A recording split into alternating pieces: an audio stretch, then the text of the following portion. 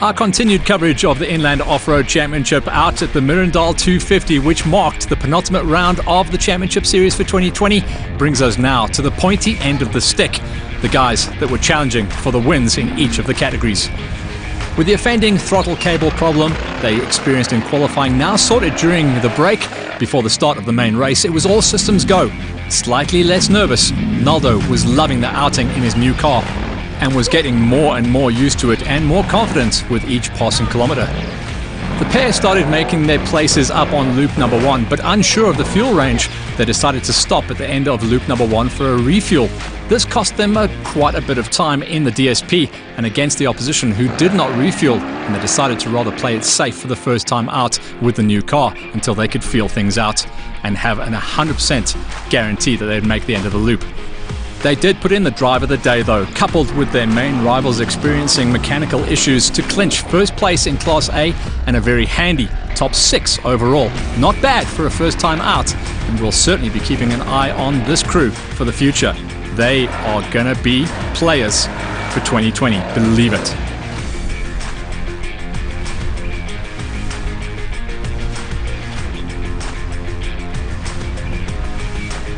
As the afternoon and loop number 2 wore on, so did the track though. It was starting to get chewed up out there. First dust, then mud. Loop number 1 versus loop number 2. Tiance and James set off in a 3-car convoy separated by less than 1 second after the qualifying prologue. They soon dispatched with the other 2 and set a furious pace once they were in clean air. The muddy conditions on the second loop didn't seem to faze them either. And with their main rivals falling by the wayside one by one, they kept plugging away at the task at hand, staying out of trouble and looking good for a great result. And it finally happened. That elusive victory came at last, with their first win of the season coming at the penultimate round of the championship. With their main rivals recording a DNF, they have also put a huge dent in the points gap for the Class D championship. And with 1 round to go, anything can, and in off-road racing we say, will happen. Congratulations to James and Tiance for finally getting that big win under their belt. May it be the first of many.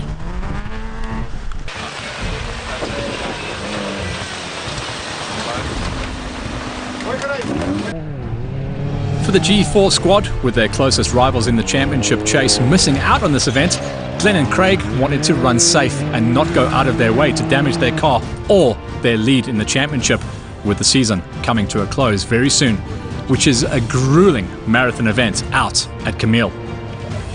Whilst they could not quite match the pace of the crews ahead of them, they put in a steady run to consolidate 4th place in Class G, and in so doing, also consolidated their place at the top of the Class Championship standings. Now, it was on to Camille to wrap up shop. Bumblebee was in good spirits this time around at the Mariendal 250. The Free State is absolute heaven for off-road championship racing.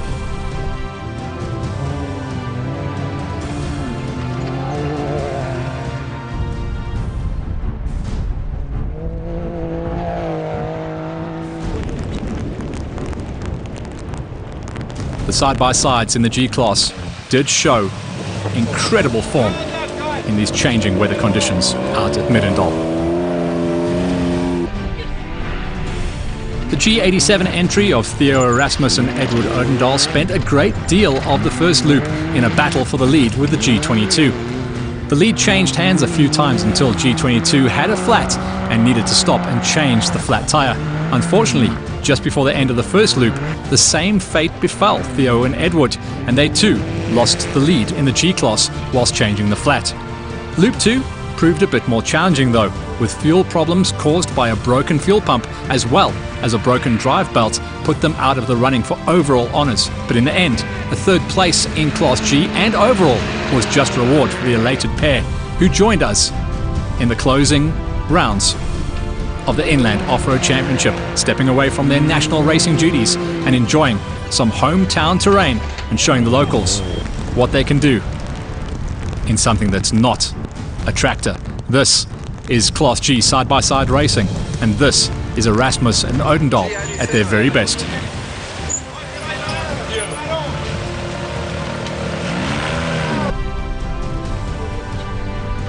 So what of the G22 squad?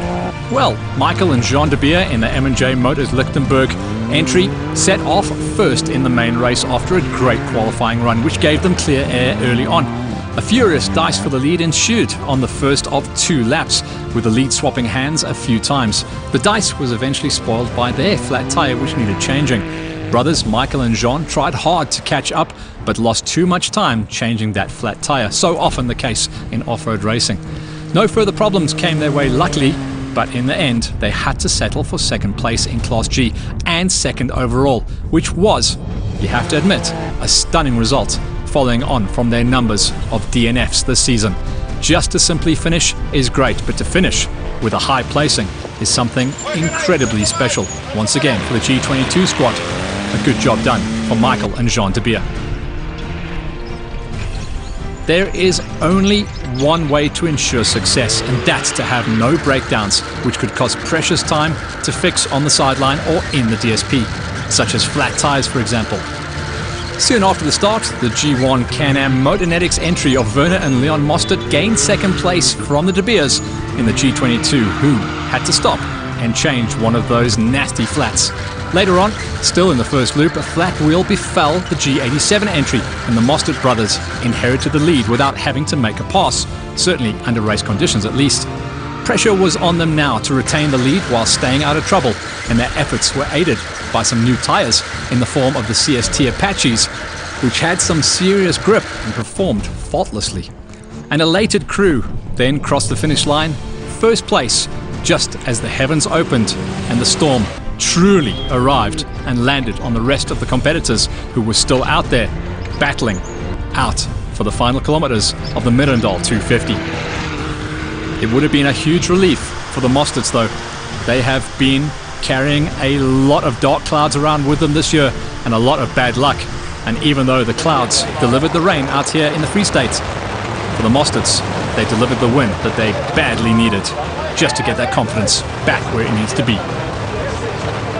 Here's a breakdown of the results coming in from the Mariendal 250, our penultimate round of the championship. The overalls in Class A go to Pieterse and Visa, with Kruger and Becker just behind them. In Class B's, it was Sifi and Arthur that took the win. No one else finished out of the B category.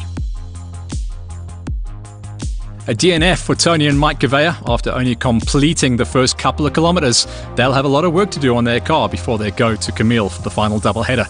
In the Class D's, great to see new winners this time around for Tian Statoy and James O'Mahony.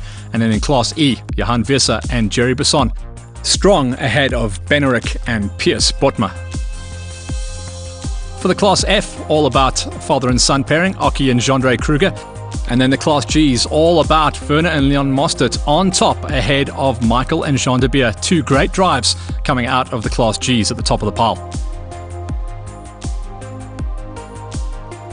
And in Class S, Yanni Visser and Donny Murray also having to step out early after that collision with the Caveas. All this action from the Mariendal 250 was brought to you by Ural Trucks and Fila Africa. Now we get ourselves ready for the final event on the calendar, the 4th and 5th of December, our marathon doubleheader event out at Camille for round number 6. It'll be where a lot of the championships are decided, and we can't wait to head on up there. We say cheers to Mariendal and the clouds of the Free State, and head to Camille.